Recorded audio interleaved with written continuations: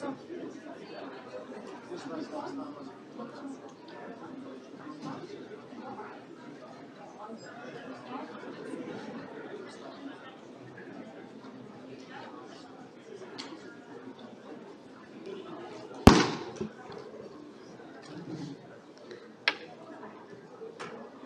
afternoon, everybody. Welcome to the afternoon session. And it is my privilege to announce the third keynote lecture and the lunch lecture of this course on leukodystrophy, which will be presented by Professor Andrea Rossi. But before I give you the stage, Andrea, I have another small announcement. Please, after the keynote lecture, we'll meet in the lobby. Be there. We want to do a group course picture for all the memories that we will have after this excellent course, and the workshop will start immediately after the group photos. So please be there after the keynote lecture. And now, Andrea, the stage is all yours.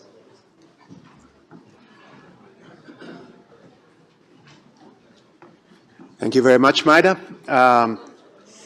It's great to be back, with a full house. I hope you appreciate the opportunity that we have. I think we're very grateful and thankful to be able to meet again after such dire straits, really, and such a difficult time. So I'm very happy to be here with you, and I'm also understanding that we are broadcasting this lecture live, so I would like to greet everybody who is now online and connected to listen about a topic that would easily fit an entire course, leukodystrophies. I understand it looks like a pretty alien kind of topic in the context of this course, which is mostly about adult diseases, but it's actually a very relevant kind of topic, and I'm grateful to be able to develop it in the course of the next 27 minutes.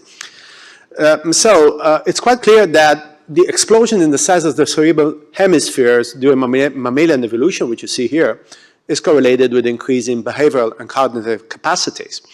But this doesn't just have to do with the development of the cortex, of course, but also of the white matter. What we need is a good connection about the various areas of the hemispheres. And of course, with an increasing complexity of the message that we need to vehiculate, then of course we need a more complex structure. And the structure of the white matter that we're now able to study by means of several methods on MRI, including, of course, DTI, allows us to understand the complexity of these networks and also how white matter is important to mediate our daily life, really.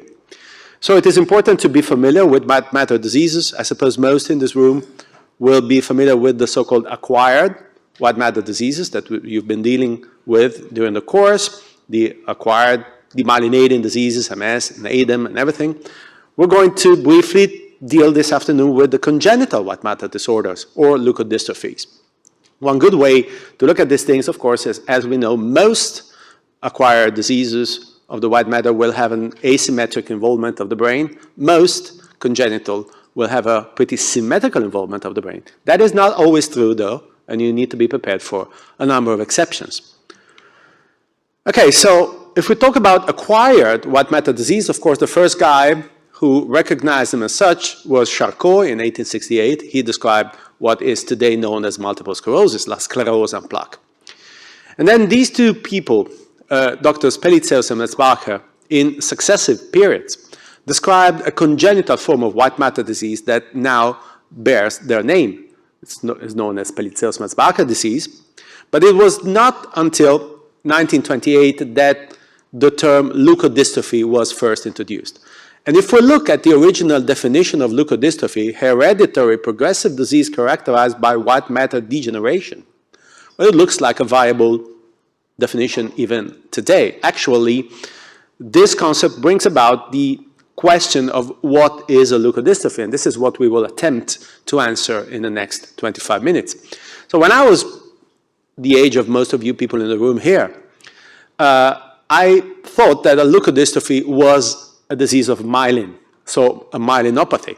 And based on this, the classification, most of the things I say come from the Netherlands, really. So that was the work of the Amsterdam group in defining leukodystrophies and dividing them into several categories. And you can see these terms that we still use today: hypomyelination, dysmyelination, demyelination, everything with myelin as the main, element of the definition.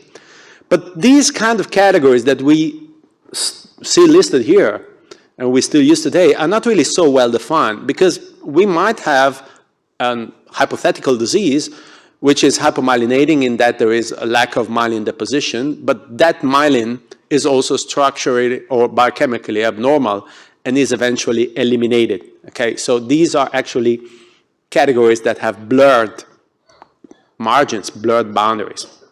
But certainly myelin is very important. Myelin is what makes, the nervous impulse go faster, jumping from one node of Ranvier to the next.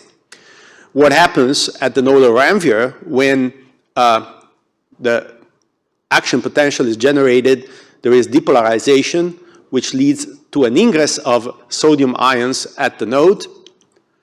And next, with repolarization, we have exit of potassium ions from the prenodal region, and this is an intensely osmotic kind of event for each molecule, each ion of potassium. 350 water molecules are also eliminated. So you need to maintain the homeostasis at this level. It's quite clear that if we have myelin breakdown, we will have signal changes on MRI, which is what we see. So there's myelin here. You know that it is basically formed by oligodendrocyte membranes wrapping around the axons and forming a lamellar structure. If you lay down myelin, basically you increase the concentrations of lipid and reduce the concentration of water. And these are the signal changes that we normally see as the child grows. And we need to be familiar and become familiar with what is normal at each and every given age up until the termination of myelination. It's about the 24th to 30th month. Because these signal changes reproduce the fact that the more myelin you have, the more fat and less water you have in the structure of your white matter. Based on this, we can basically recognize a hypomyelinating disease and differentiate it from everything else. Because a hypomyelinating disease really will look, to some extent, to an immature kind of brain in which the signal is basically that of the unmyelinated white matter. It's not just sufficient to talk about hypomyelination, but really look at myelination as a progressive kind of development. You see here these two different individuals. On the left, you have a 1.5 years patient with Sakamoto delay, and on the right, you have a patient 1.5 years normal for reference, and you can see certainly that on the left, the degree of myelin, especially in the T2 weighted images, the myelin signal is reduced. Is this an hypomyelinating disease? Well, to make this diagnosis, you really need to follow up these patients, and you need a second MRI. You need an unchanged pattern of deficient myelination on 2 MRIs that are at least 6 months apart to make sure that what you're looking at is really hypomyelination and not just a delayed myelination, which is what happens in this particular disease. So it's, you need to be careful about categories and immediately attaching definitions to images in a way, but basically probably the hypomyelinating disorders are those that we are more familiar with and we can probably recognize as opposed to the other leukodystrophies. So where do we move from here? This is just an introductory part, but in order to make diagnosis, which is what we normally have trouble with when you have a white matter disorder, you need to do something else. And the concept and the attempt that has been made, and once again, this is basically generated by the work of the colleagues at Amsterdam University, the Free University of Amsterdam, is the concept of pattern recognition. So you put together all the elements of your MR image and look at where in the white matter and indeed in the gray matter the abnormalities are located, and you try to create patterns that can be reproduced. So this was the initial paper dating back to 91. I think this is basically where the whole story started. And the names you see here are the giants in the field: Mario van der Knaap, Jaap Valk. And basically what they did was a sort of a computer program which looked like now it looks a little bit old, if you will, but it's really these kinds of skylines that you see here are the skylines of different diseases. You have, I hope I can point it, X-linked adrenoleukodystrophy looking very different from Pelizaeus-Merzbacher disease and even from multiple sclerosis, which is not a leukodystrophy, based on the selective involvement of the different parts of the brain, white matter in certain lobes, basal nuclei, brainstem, and so on and so forth. This kind of approach has generated in the course of the years a number of patterns that are immediately recognizable. One is the giant panda face, for instance. Everybody is now capable of recognizing this as a pathognomonic sign of Wilson's disease. You see it here. The tigroid patterns. We have many tigers in the brain, the eye of the tiger and the pecan. The tigroid patterns, especially in metachromatic leukodystrophy, but also in Krabbe and Alexander, with this kind of striped appearance due to the sparing of the perivenular white matter and myelin. So all these are elements of a way to approach white matter diseases. Okay, it's a leukodystrophy, but what does it involve? What kind of disease is this? What is the signal intensity? In which structure? And that's a way to structure the way you look at MR images and the way you eventually make a report. Another important concept is the so-called gradients. What are the gradients? Well, the gradients of involvement is how the white matter is involved more or less in parts of the brain. For instance, you have here two opposite gradients. These are inversion recovery images. And you have an anteroposterior gradient. You can see that the white matter is more involved in the frontal lobes than posteriorly. And that's typical of Alexander disease. This is the opposite pattern, typical of X-linked adrenoleukodystrophy, where typically, there are exceptions, of course, but typically the posterior white matter is more involved than the anterior one. Here you have two other kinds of patterns. Here you have a centripetal pattern. You can see in this disease, L2-hydroxyglutaric aciduria, you have more involvement in the subcortical white matter than in the deep white matter, which is spared. And on the opposite, again, in the metachromatic leukodystrophy, which also has a tigroid pattern, you have a centrifugal pattern. You can see that the subcortical white matter is actually spared as opposed to the deep white matter. So all these are ways to look at white matter diseases, not just in theoretical terms, but also when you're looking at the actual case in your reading room. And these kinds of descriptions, this kind of approach, building the patterns is important to eventually make a diagnosis.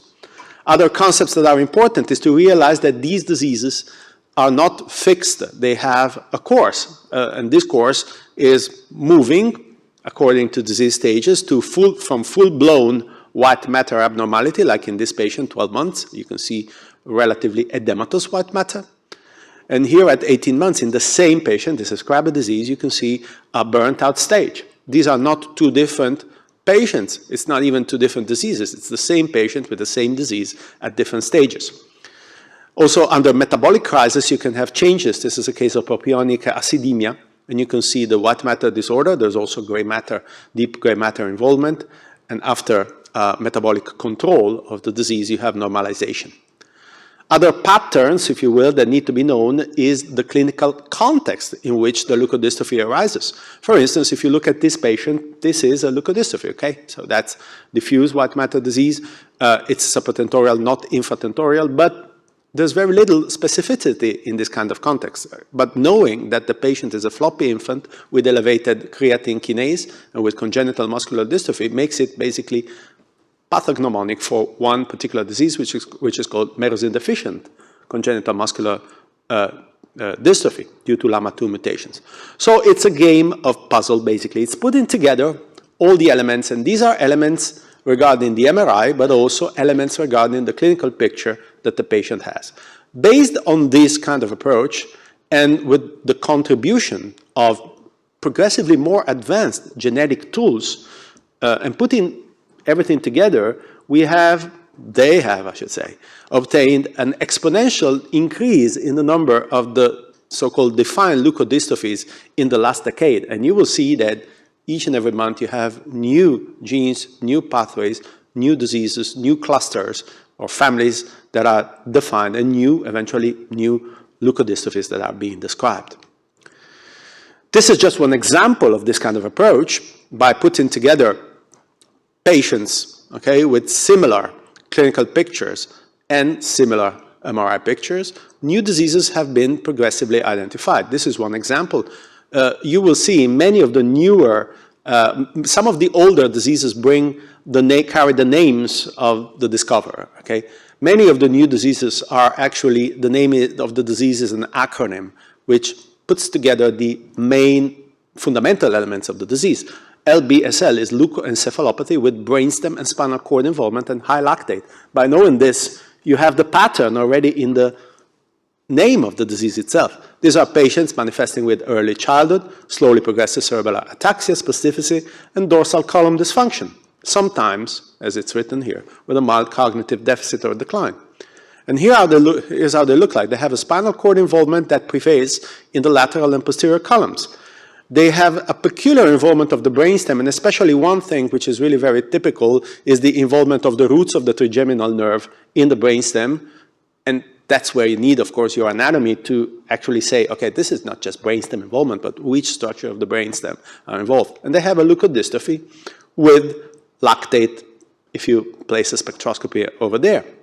And so based on grouping together these patients with the same kind of MRI and then plotting them into, next generation sequencing kind of examinations, they found that the gene is called DARS2. Okay, why is it important?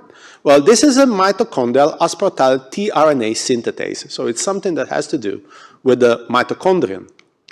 And then other patients came out. There were a number of patients who do not have any lactate on spectroscopy. And turns out these patients have a novel DARS2 mutation. It was novel 10 years ago, 12 years ago. And then there's another variant, which is actually leukoencephalopathy with brainstem, but not spinal cord, now thalamus and high lactate. And it's another tRNA, mitochondrial tRNA mutation, ERS2. And more of these came out. And now we have a spectrum of syndromes all characterized by a striking tissue specificity, which you see here, okay? And in the brain, you have LBSL, LBTLA. MARS2 gives a Lee-like kind of picture, and RARS2 gives PCH, which is pontocerebellar hypoplasia, okay? So you are regrouping diseases now. You can see you're leaving the old concepts of hypomyelination, dysmyelination, and you're grouping them based on the gene, or at least the group of genes and the function that they have. So what is a leukodystrophy then, if we need to answer the initial question that we made? Well, the new approach, which you can see very eloquently explained on this paper, which I strongly encourage you to read by, again, Mario van der Knaap and Mariana Bucciani. It's now 5 years old, this paper, but it's very eloquent, is to consider that the leukodystrophy is not a myelinopathy, or at least not necessarily myelopathy, because in fact, white matter is not just composed of oligodendrocyte, but also of other structures. The astrocytes, endothelial cells, the neurons themselves, of course in the white matter with the axons and the microglia. And all these can have their own disease and their own abnormality. So the new classification will be into myelin disorders, which still exist, but you also have astrocytopathies, leukoexonopathies, microgliopathies, and even vascular diseases. So let's take a look very quickly. I don't know where if I can cover them all, but just to show that myelin disorders still exist. They are still somehow recognizably categorized into the old categories, but they're just a part of the picture. For instance, hypomyelination means basically that you have a primary disturbance in the formation of myelin, and that's typical on the Pelizaeus-Merzbacher disease, in which you see this kind of pattern of deficient myelination. It looks really like a neonatal brain, but the patient is like 4 years old, failing to myelinate altogether. Then you can have demyelinating diseases, and these are the classical leukodystrophies, metachromatic, Krabbe, and X-linked leukodystrophy. Here's metachromatic leukodystrophy with a classical tigroid pattern, basically due to the sparing of the perivenular myelin, and you can see these stripes. I hope you can see them quite clearly. Here's another set of images. You can see the striped pattern.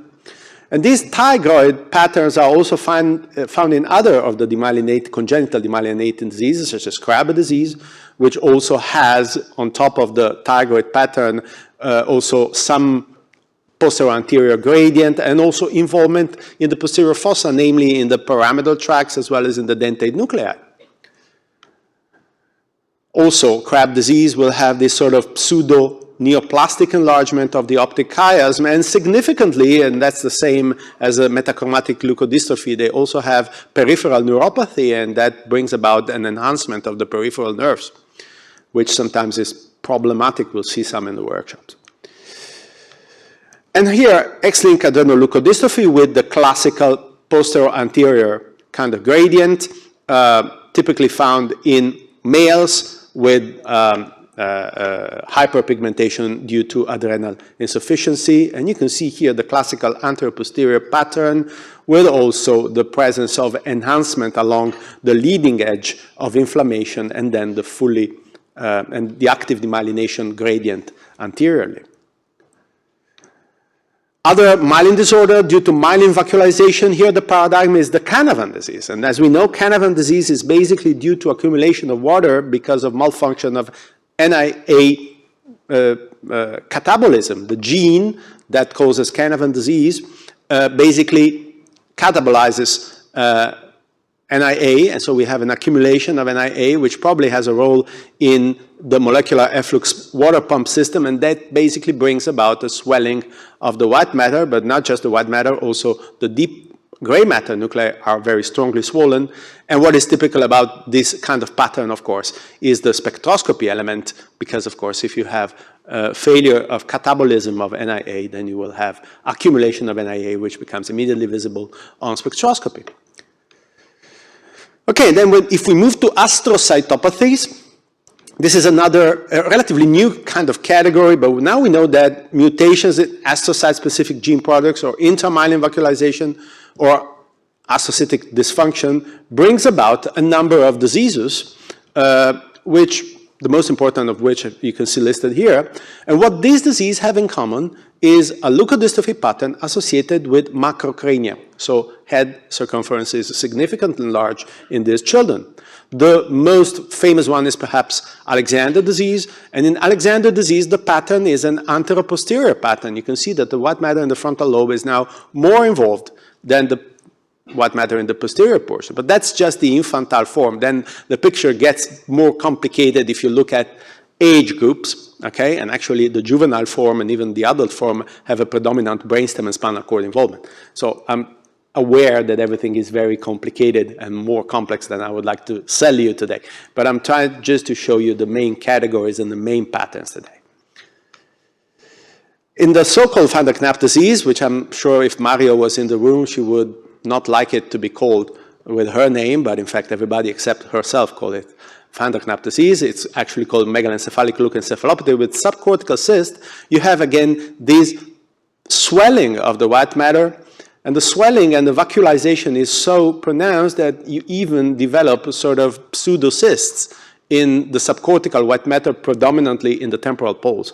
And these are patients that, from a clinical standpoint, have a discrepantly mild clinical course with respect to the entity of their white matter involvement, perhaps due to the sparing of the main white matter tracts, which remain myelinated, as you can see. But look at the degree of swelling and the enlargement, actually, of the head. If you look at the size of the eyeballs, they're very small, just because the head is very big. And you can see these sort of pseudocystic cavities in the temporal poles, which make the disease instantly recognizable.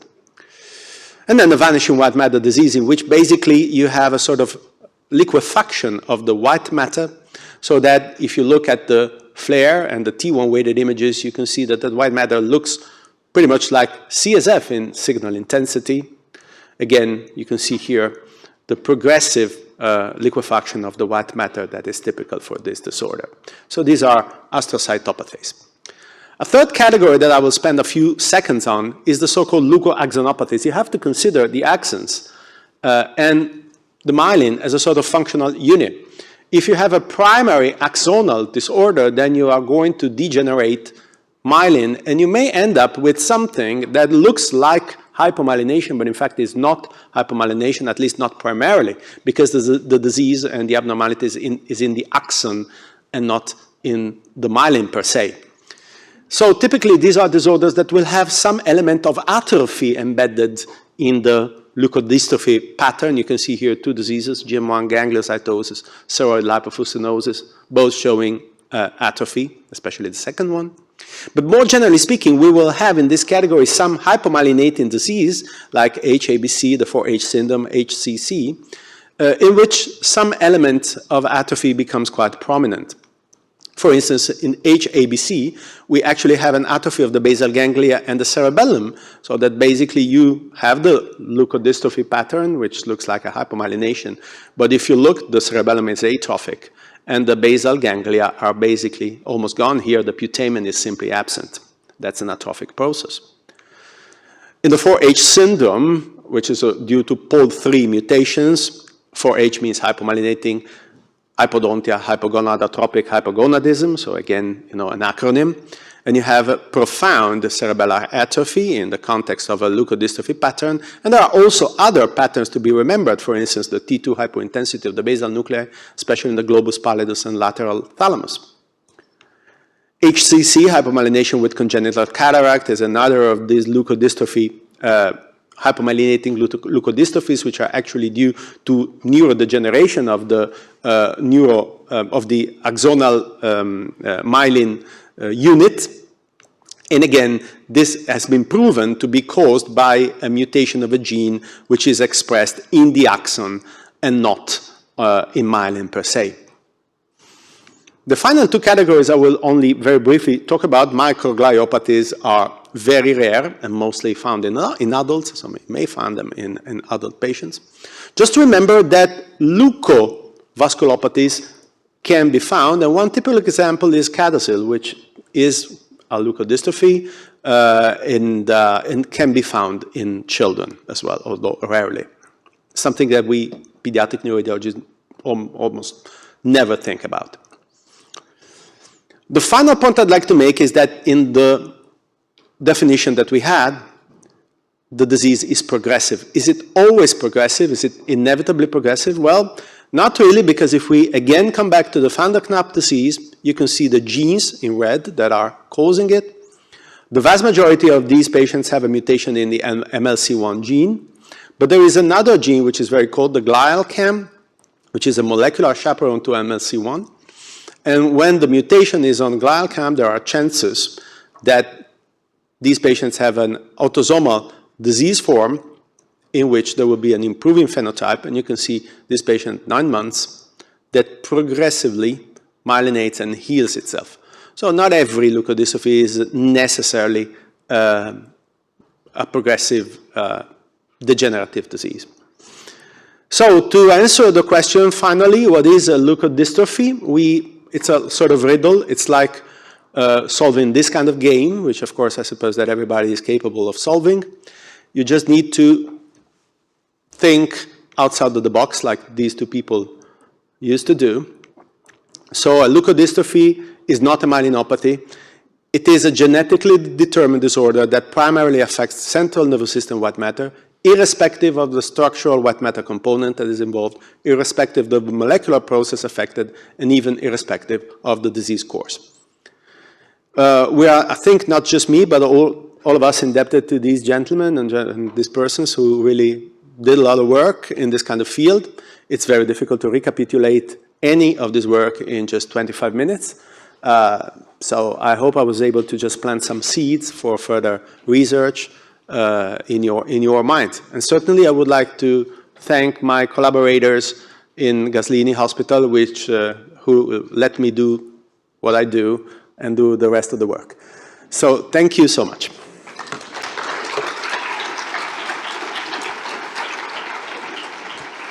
Is there any discussion? So we need to go to the pictures, right? Yes, we're going to start with the picture, right? Okay, so we take a picture as announced by Professor Turner. So we need to get out of the room and we will take a group picture.